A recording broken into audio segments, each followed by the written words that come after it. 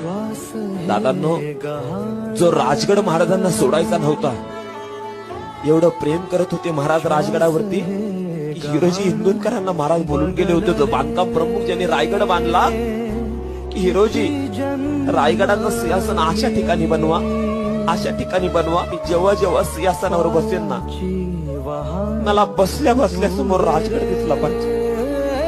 अरे लय जीव होता राजांचा राजगडावर, की राजांना हा गड सोडू शकत नव्हते.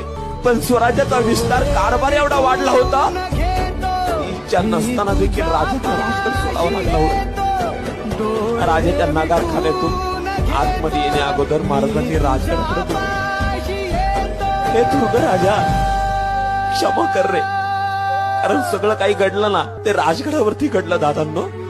पण राज्याभिषेकाचा सोहळा रायगडावर होतोय, ते एका गडपुरुषाला काय वाटत असेल या वेदनेने या राजाचा जीव व्याकुळ झाला.